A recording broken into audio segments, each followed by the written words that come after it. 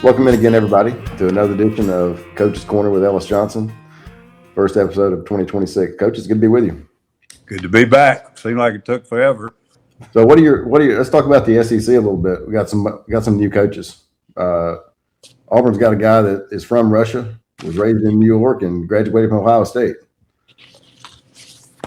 Well, I don't. They've tried every other biography, so I don't know if it has anything to do with it or not. The only thing I've really seen on the SEC was out of ESPN is their projections, and they broke it down into special teams, offense, defense, and some other SP plus rating. I don't know what the heck that is, and they've got Auburn in the bottom half for whatever that's worth. I think obviously he's coming into a tough situation, but he's a good football coach, and I think he's everything I see whenever he's, at a media days or a press conference or something, or he's interviewing after a workout or practice or something of that nature. I mean, I think he's got a lot of energy and a lot of vision for what he thinks Auburn ought to be. I mean, you can't keep somebody if they just can't even get over the hump. But I think it's time for some stability. And, having been there before and been on the other side of the street and coached against them so many times, Auburn's a unique place. And I just think they need some stability there in their head coach. And that'll, of course, bring some stability in the staff a little bit. It's been too many years of all kind of chaotic stuff. And I don't know. I don't know what we have to go on other than his South Florida days, but I think he's a good candidate for the job, and hopefully he can get that thing going. Well, they had good offenses when he was there at Tennessee and at UCF, and he was calling it a good part of the time. So, it should be. I had forgotten the other day I was on a podcast or radio or something, and somebody said, "Hey, this used to be what's the name? Heupel's right-hand man," and he said he was very much a part of that thing and was calling it most of the time. They might have learned it from Heupel, but he was in charge of it and called it at Tennessee. So we know he knows offense. He knows he's well schooled in the X's and the O's and the schematics and all that good stuff. And I think it's important he's bringing his quarterback, and God knows the system. So you come in with a brand new system. You don't come in with a brand new quarterback. You come in with a quarterback that's been with you for years. And I think that's going to help the transition on it. Well, and he also got receivers, and I mean, he brought several players with him, especially on offense, that should significantly help with the transition. I mean, I knew it was over last year when Hugh Freeze. I mean, I think they called 4 runs to the backs against A&M. I mean, he just couldn't get out of his own way. I mean, it was, I'm all for stability too, but like you said, if you just can't get over the hump, you can't get over the hump. Yeah, I mean, Hugh had I don't know, just all the positive things he's had in his career. I mean, what is it? I guess he had prostate cancer. Was it some kind of surgery or something? But the things he was going through were distracting enough. And when you're trying to get a big time program on track and you can't put your 100% focus in it, it's hard enough when you do. Yeah. When you can't, it's impossible. So, I mean, obviously, I think they probably had to make a change, and and every change they've made, there's been good reasons to make it. Maybe it's just, but maybe this is a better choice. We'll see. What about the rest of the conference here? We got Arkansas with a new coach. We've got Florida with a new coach. Let's talk about Florida a little bit. Auburn wanted him, ended up with Golesh, which I think both of them could be really good hires for both schools. Yeah. 2 different guys. One's offense background, one's defense. Been around some good places. Both have been head coaches. Both coming from a lower level, moving up. A lot of similarities. I guess you'd say. I've gone blank. The guy at Florida. John Sumrall. For some reason, I was thinking Brown, the one that went to West Virginia. He won at Troy. He won at Tulane. And so he's done it at different schools. And so that means positive and so forth. Somebody kind of separated them into 2 groups. We were talking the other day, and, Arkansas, Auburn, and I'll spit the other one, but I guess I'm thinking about Same thing at Florida, but they went with the younger guys comparatively. Yep. And then you look at some guys like Indiana, Signetti. I mean, you hire this guy, he's already in his 60s. You know, what's the best way to go? And like Bartu, guy was on there with us, with Rob Brown, he said, I don't really think it matters. He said, you know, if you're proven, you know, it helps, but you could be proven at 60 or you could be proven at 35. So we'll see. I think just the work environment now, to me, would take a lot more energy than it used to. Well, I'll tell you what'll be interesting to watch is LSU. I mean, talk about a play. I mean, they deserve each other. I mean, it'll be fun to watch whether they win or whether they crash and burn. It should be fun to watch. Well, you know, it's going to be controversy, and some of it's good, some of it's bad, whatever. But I mean, they'd spent $50 million on a football team, so somebody got to be able to coach them. Let's see who else we got. Kentucky with a new coach. And that was the other time I couldn't remember his name. What's his name? I can't. Not Silver. Will Springs out at Arkansas. Stein. The guy at Kentucky came from Oregon, right? He came from Oregon. Will Stein. And he's a relatively younger guy. So they're thinking being 4 or 5 in the SEC, taking over programs that are relatively young. I mean, hell, they're all young to me now. Maybe not to you, but they're relatively young, taking over an SEC program and not moving up within. It's pretty unusual, but you know, but they all good candidates. We'll see who. You know, it doesn't always work out, but sometimes you're almost a product of the situation that you go into. And I mean, it just, to me, Ronnie, right now, it doesn't matter how good your weight room looks. I mean, as long as you're close, or how good your facilities are or anything like that. These kids just want to know how much money they're going to make. So how good a recruiter do you have to be? I guess you have to be able to add, subtract, and get your roster right. Speaking of roster, so you got week 0 here. So a program like Auburn who doesn't play in week 0, what are you doing this week? Kind of walk our listeners through what what game week is like without a game. There's no blueprint, but most people are either going to, on the Saturday before, they're either going to have maybe a run through, a situational, create a game type thing. People call it a beanie bowl, or the scout team, you know, creates the other team the best they can. So you're not out there scrimmaging, trying to figure out your depth chart and all that. If you don't have that done yet, it's going to be a work in progress. You can't do that the Saturday before the opener. You might not have some players there when you need them. So everybody's concerned about injuries at this stage. And then you back up from there, and most everybody would have their final full speed scrimmage either about midweek before game week or even earlier. You know, my sons at Clemson, they had a big scrimmage after about 7 or 8 days in practice. They had another one a week later, which fell on a Wednesday or a Thursday, and they haven't tackled live since. Maybe a 5-minute inside drill each day. It just, the whole thing is so different than what I came up in, even coaching or playing, and most of it's common sense. It's better, it's improved, but they're not doing any physical contact right now. You can believe that. Most of them, I would say, they're getting 2 weeks of preparation on that opener. Some people choose to go to the second game and spend about 2 or 3 days on them, maybe not even tell the team, but put those plays in your practice so that you can look at them as a staff and see how you know, coming along versus that game plan. And then you transition to the real game. And who Auburn's got, Baylor? Baylor. Yeah, that's so they're one of about 4 teams who've got a really good opener. I mean, an equal level, you know. So many teams are starting with a group of 5s or even less, and they're not necessarily guaranteed to win, but you know, they may not have to play quite as well, and they may be able to rest some players and maybe keep an injured player out 1 more week.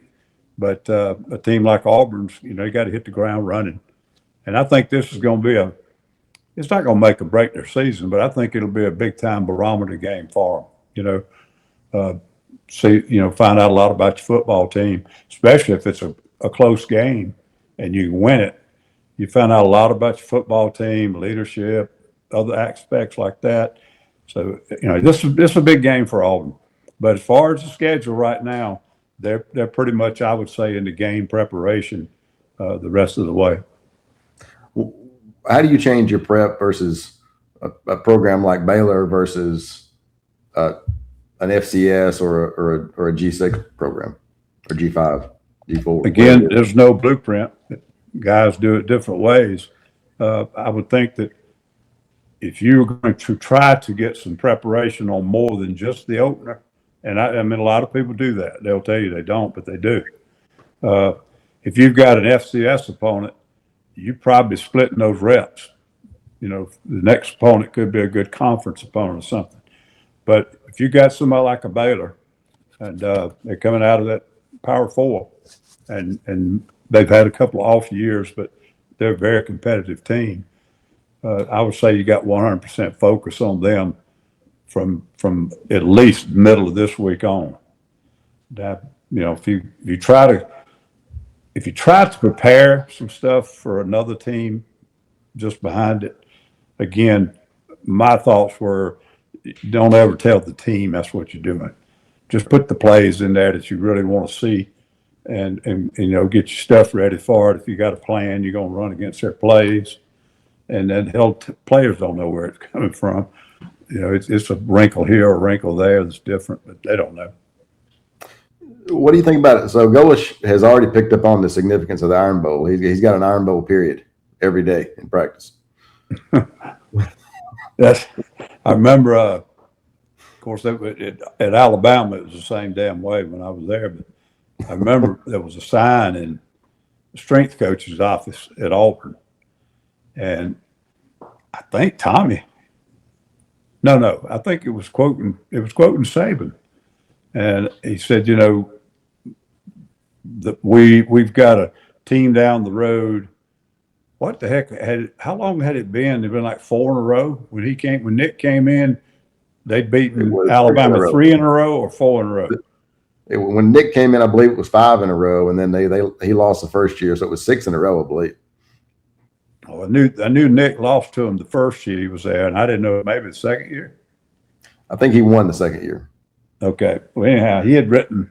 It was a quote by Nick, and they had put it on a board, and it was in the strength coach's room, and it was just him talking about, hey, we ain't beating that team down the road in 5 years or whatever the hell it was. Yep. And said every day we will be thinking about that. No matter who we prepare for, we will have them in the back of our minds too. And I've been at both places, so I've been kind of unusual for me to be able to comment on it because it's the same way both teams. It's just too big. And you kind of hate to see it when it gets out of kilter and the other team can't win for 5 or 6 years because it takes a little of the steam off of it. The year we beat them with the kick 6, it's just almost a fairy tale because somebody's going to win the conference, somebody's going to the playoff possibly, somebody's going to the SEC championship game, and they were number 1 in the nation coming in there. So that's the way you want to see that game played every year. Of course, it can't be that way every year, but But I just to your point, if he's got that in the back, and that one of his little motivational points is to have a little Alabama period, Iron Bowl every week or every practice, even I guess is what you're saying. I think that's a great thing because number one, you're not losing focus on your next opponent, and number two, it keeps it in their minds. That's the standard, and that's we're going to measure ourselves by are we beating those guys or not. Speaking of Alabama, this is an important year for Kalen DeBoer. It's year four now. It should be. I mean, it's his team at this point. Yeah, or, I'm sorry, yeah, we were talking about that earlier, and I think it was Phil Steele was on the radio the other day because I was coming into this season, and I kind of feel like what you just said. This is a critical year for DeBoer. And I felt like, he really hasn't kept that standard up the way we got to do it if you're going to get some peace and quiet down there. And all of a sudden, Phil Steele, said, they screwed up and they lost to Florida State in the opening game last year. Mm-hmm. And they came back and they won 8 games in a row. And there were 3 of them in there that were top 25 teams. And they beat all 3 of them on the road. And then they beat Georgia at Georgia. And they did like 4 or 5 things last year that Nick had never even done. That was because of the way the schedule set up, but whatever, still. Then they had the end of the year thing where I think it was Oklahoma beat the crap out of them. And was it the playoffs? They lost in the playoff too. Playoffs, yeah. But they beat Georgia on the road. Had some really good stuff. So they were a good football team last year. It's just that any of the negativity that occurs right now, all the fan support, not all, but most of the fan support is in a wait and see. They want to see if he can keep this thing up the way Nick had it. Who the hell can? I don't know. Especially with NIL and the portal, I don't think anybody's going to do it anywhere again. Nothing like it. I mean, it's just not set up that way anymore. But you're right. It's going to be. It's just a group that is not going to be pleased and not going to be satisfied and not going to like it no matter what because of the way it looks or because of a particular loss they had. If they go 10-2, they're going to complain about those 2 losses more than they're going to talk about those 10 wins. So it's pressure, it's distractions. Most coaches handle pressure. That ain't a big deal because you get to the point where it's just part of going in the office. Hell, every day's got pressure involved. And so you start to just kind of put it on yourself and just tune it out. But all the other distractions and things can bother players, and it can be a problem. You can be your own worst enemy. We talked about Florida earlier. John Summerall had a choice between Auburn and Florida. If you're sitting in his shoes, which one would you take? I don't know. I didn't know enough about either one of them. I personally don't think either program is sitting in really good shape right now.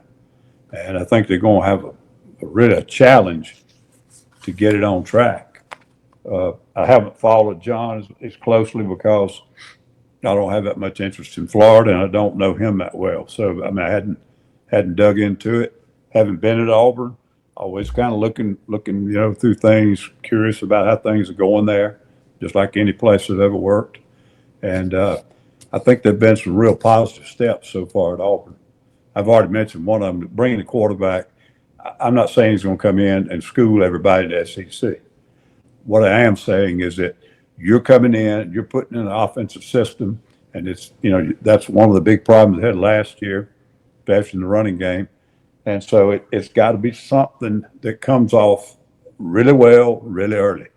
You got to have some success on offense early. And I think that's going to enable a better opportunity for them to do that. Florida, I would say right now, and this is, again, it's almost impossible when you're talking about portal and NIL stuff. At the end of let's put it this way, at the end of last year, I'd say Florida had a better looking roster. I think they've recruited a lot better than they've coached. I think I'm a fan of Billy Napier. I've known him. I coached against him when he was a player. And he comes from a great family. Good dad's a coach, all that good stuff. He's a very serious-minded, smart football coach. But for some reason, it was like the old saying, it was, you can't see the forest for the trees. You get in this little minutia and you're doing everything right. And you're so tied down on getting things right and doing things and all that. Stallings used to say, "Don't tell me about activity. Tell me about accomplishment." What the hell have you gotten done? Larry Fedora used to say, "Don't tell me about the pain. Just show me the baby." Yeah, I mean, sometimes coaches can be the worst about that. Mm-hmm. We got to be on the field at this time. We got to be off the field at that time. We got to move around on the practice field. This damn such and such period's got to get started on time. We got to get our reps. And you're pleased in yourself and you're doing all these things and you get it all done. And at the end of the week or end of the 2-week period, whatever you're trying to do to get ready, you say, are we any better? Are we going to play any better than we did the previous game? We damn sure know how to get on and off the practice field. But there's a lot of that with coaches. I mean, it's a lot of it. They get so, I mean, I think attention to detail is critical. Don't get me wrong. But I think you can get so damn tunnel vision into fixing certain things, you don't really have a feel for who you are. You have no pulse on the program. It's all on procedure, process. What are we on performance? How about that?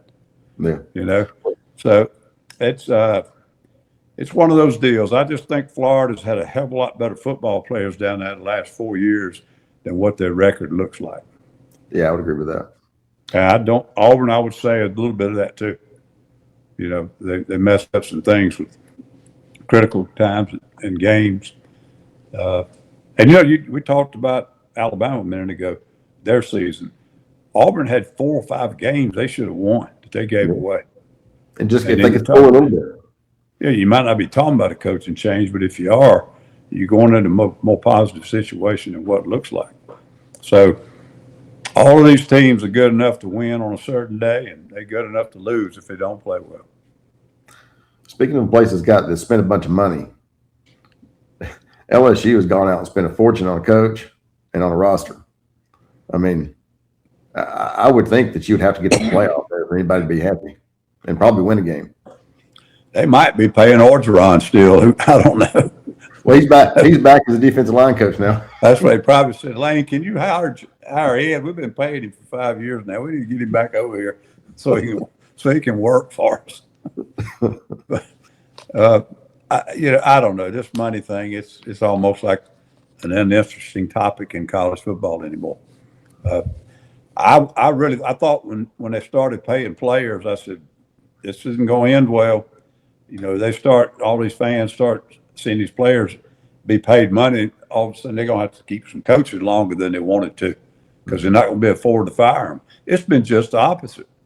Now that they're pumping money in there trying to buy players, and these people think they bought them some good ones, and the coach can't win but 8 games, they want to fire him. Yeah. And they might owe him $25 million, but they want him gone. So it's amazing how a lot of these schools found all this money they didn't ever have over the years. But it's crazy now what football teams and colleges are. The dead money is what amazes me. Paying people who don't work for you anymore, you know, and that kind of thing. Giving these kids these unbelievable contracts in NIL, and then they leave and finish their last year somewhere else. It's kind of hard for me to comprehend because, I mean, a big part of it over the years I was coaching is there's got to be some loyalty, two-way street here, some commitment.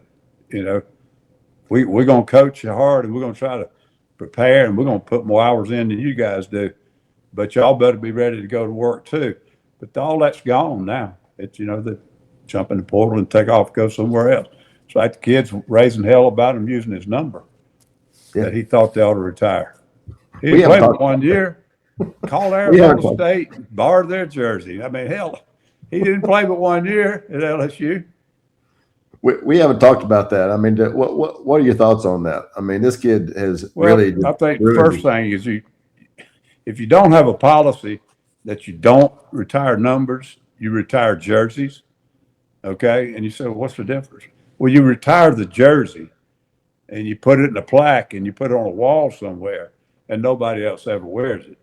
You say, well, shit, they wear 5 jerseys in one season. You know, it used to be you only had 1 jersey. You know, if you retired that jersey, it was retired. But you can't retire numbers.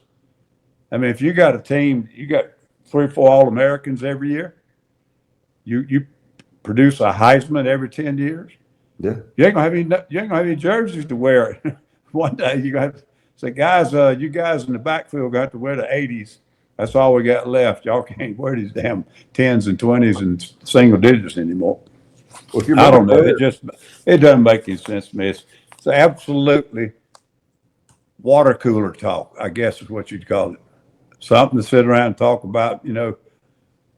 Good gosh, just to have something to talk about. Who cares? Well, Spurrier, if you remember, unretired his own number. You what? The Spurrier unretired his own number at Florida. I didn't remember that. Yep, and gave it to, I forget what they called it now, but it was they picked a certain special player, leader on the team, and gave him the number each year. Yeah. Michael Irvin had a good comment the other day. He said, "I don't understand why they want the number retired." He said, "Hell, I want somebody wearing my number. That way, when they screw up, they'll say Michael Irvin would have made that catch." and when they do good, they'll say, "Yeah, he got that 88 on. He's playing like Michael Irvin." But he makes a great point. I mean, if you're a great player and they want to honor you, retire the jersey, but put the number on somebody and then hell, pull for them, Well, now you coached at Mississippi State for what, 4 years? 3 years? 4 years? I'm getting too old to answer these questions. 7, 8, 9. Okay, let's see. 4, 5, 6, 7. 4 years. I know you got us fired 1 year when I was in Florida. The only person we didn't get fired that we beat was Nick, and that was his first year. Oh. Well, can Jeff Levy make it?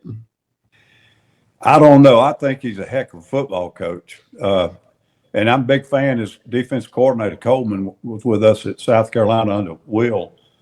He's a damn good football coach. He had our special teams there. But Ronnie, it was a hard enough job already. Yeah. And you could overcome it, some ways. Jackie did a hell of a job there. Obviously, Emory Ballard did if you keep going on back. And then, you can come into a program like that, come into a program like that, maybe come up with a little offensive system nobody's ever seen. You bring in a guy like Joe Lee Dunn, and he's bringing pressure. He got some players that can fit that, and he's giving people tough times on defense. I mean, them cats were ranked in top 5. 1 year we had Alabama. We played them. They were ranked much higher than we were. Mm-hmm. And so they've had their times. But under this situation now, being able to pay players and guys walking in and out of the door after every season, I just think it's an almost insurmountable job. But he had an offense last year that could play with anybody. Mm-hmm. But they would end up screwing something up in the fourth quarter because there was just too much pressure on them to score too many points. There was never a time where you could pull back, be a little bit more logical with your play call in the fourth quarter, move the football down the field, punt it or kick a field goal, put your defense in a position where they can go out on the field and sustain a victory. Just scenarios like that. And the defense was good, but it just wasn't good enough to hold up on all that. So that's a long-winded answer.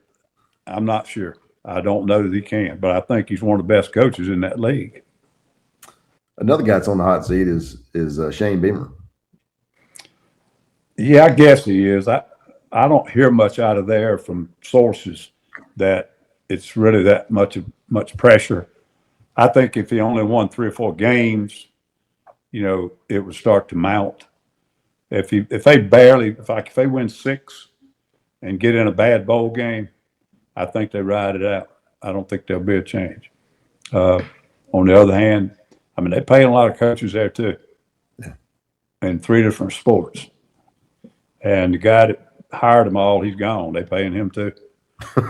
So, well, it usually works, isn't it? Yeah. He's special advisor to somebody on campus getting paid some. I'm thinking, oh, hell, he ain't advising them about hiring people. But yeah, I mean, he got to make a little improvement from last year. They can't sit home again and not go to a bowl. And their type of football team, roster-wise, they might jump up and win 8 or 9 ball games easily. Not easily win them, but it could easily happen. They just have those kind of athletes sprinkled in their lineup. But they've got a tough schedule. 2 years ago when they won, I think they won 8. And their schedule looked daunting, like everybody in the SEC preseason. Then you look at it at the end of the year, they won 8 games on it, and you go back and say, well, look, you didn't have to play them, didn't have to play them. they dodged the three best teams that year, who you wouldn't have necessarily said these are going to be the three best teams. So the schedule looked a hell of a lot worse than it ended up being. And then last year, I think it was almost just the opposite. It looked like a tough SEC schedule again, but you were looking at you marking off about 4 or 5 of them you'd beat the year before, and you say we can beat those guys. All of a sudden now, Oklahoma was a bad bunch, boy. They came in there and that quarterback stayed healthy in the first part of the year and hadn't got that finger, and their running game had ever gotten on track. I mean, they could have won it all the way they played defense. And they won 10 anyway. Yeah. And I just think, it's always a little hard to predict these things because you look at Carolina's schedule. I mean, look, they play Arkansas. Arkansas is not in good shape right now. It was other ones they've got. Florida. Okay. You'd say, oh, man, they got to play Florida, and right before they play so-and-so. We don't know how good Florida's going to be. No, I mean, I'm looking at their schedule. You got Kent State, Towson. So then Mississippi State, you could start off 3-0. Look at their conference alone, though, Ronnie. You got Mississippi State, you got Kentucky, you got Florida, who's in a transition. You got Arkansas, who's in a transition and has not been very good lately. Then you got Clemson, who's a little down. Yep. For Clemson. Now they're good, but they ain't what they've been the last 15 years. So when you look at that schedule, half of them, you might be better than they are. Now, you might not think you are because you didn't have a good year last year. So we'll see. I think you're exactly right, though. It's got to get better than it was last year. Well, before we go, I'll ask every week, who's going to play in the championship game? National or the SEC? In the SEC. Ooh.